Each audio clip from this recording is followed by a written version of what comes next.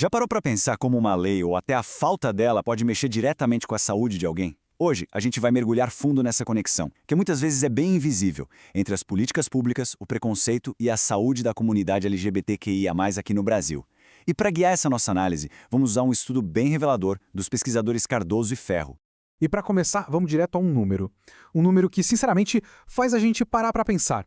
67%. É isso. De acordo com o Ministério da Saúde, 2 em cada 3 membros da população LGBT no Brasil já passaram por alguma situação de discriminação. Não estamos falando de uma minoria, né? Imagina só o peso disso no dia a dia de uma pessoa.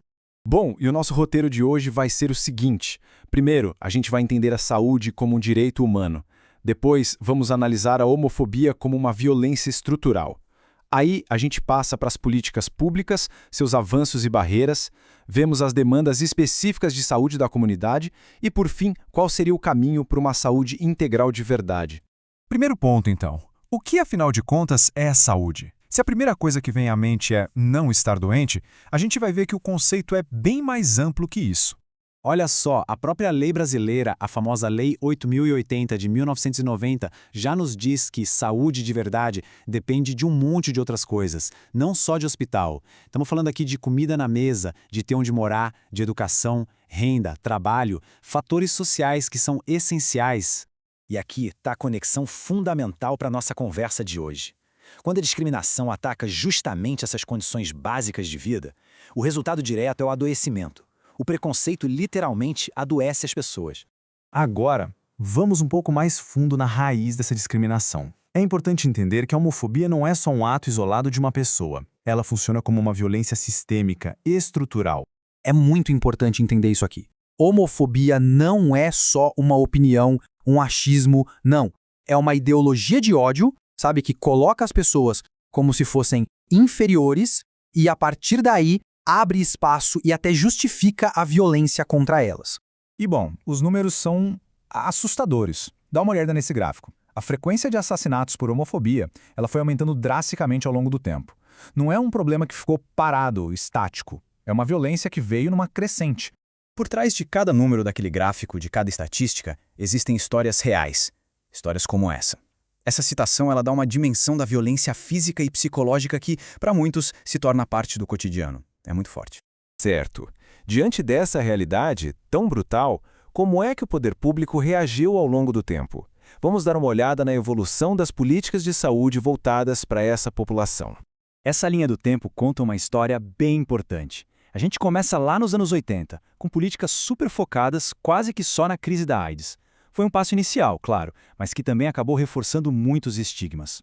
O avanço de verdade veio em 2004, com o Programa Brasil Sem Homofobia, que ampliou o olhar, sabe? Passou a falar de combate à violência, de cidadania.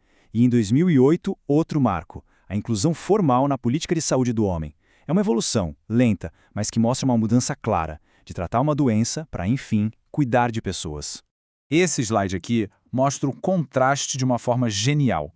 A gente sai de uma era de desrespeito aberto e escancarado para um cenário onde, apesar de ter tido avanços, ainda existe uma espécie de muro invisível.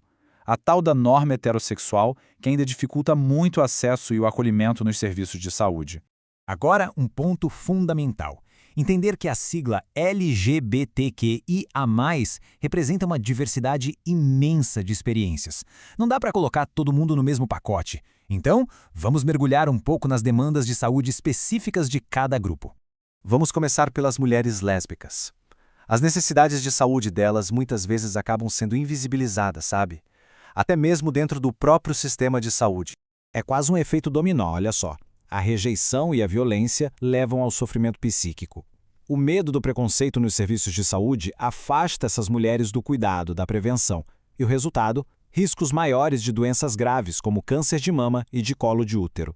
Uma coisa está diretamente ligada à outra. Já para os homens gays, a história da saúde é marcada por uma sombra longa e persistente, que é o estigma da epidemia de AIDS. E aqui está o ponto-chave. A homossexualidade foi retirada da lista de doenças há muito tempo. Mas o estigma, infelizmente, não saiu da sociedade. As cicatrizes daquele passado, que tratava isso como doença, continuam aí, visíveis na saúde mental, com taxas mais altas de depressão, de ansiedade. Agora, para a população transgênero, a luta é um pouco diferente. Enquanto a homossexualidade foi despatologizada, a identidade trans ainda é, muitas vezes, tratada pelo sistema médico e até pelo sistema legal como uma condição, como um transtorno que precisa ser corrigido. Esse depoimento de uma mulher trans é um soco no estômago. Ele revela o sofrimento profundo que é não ter seus direitos básicos garantidos, de ser empurrada para o limite simplesmente por ser quem se é. E quando o sistema de saúde fecha as portas, ele cria um vácuo muito perigoso. Esse esquema aqui mostra o caminho trágico que muitas travestis são forçadas a seguir. Sem acesso seguro, elas acabam recorrendo a redes clandestinas, usando silicone industrial, agulhas de uso veterinário. É uma consequência direta da negligência do Estado, da falta de políticas adequadas. Então tá. Diante de tantos desafios, todos eles interligados, qual é a saída? Como é que se constrói um caminho para uma saúde que seja, de fato, integral para todo mundo? O caminho a seguir nos lembra exatamente daquilo que a gente viu lá no começo. Saúde integral é muito mais do que medicina. É lutar por dignidade, por emprego, por moradia. É sobre garantir direitos humanos básicos, porque, no fim das contas, sem eles não existe saúde de verdade. E a gente termina com essa pergunta que fica para reflexão. O que é preciso, afinal, para que a saúde seja, na prática, um direito para todas as pessoas? A resposta, com certeza, passa por desmontar essas barreiras todas, tijolo por tijolo. E essa é uma responsabilidade de toda a sociedade.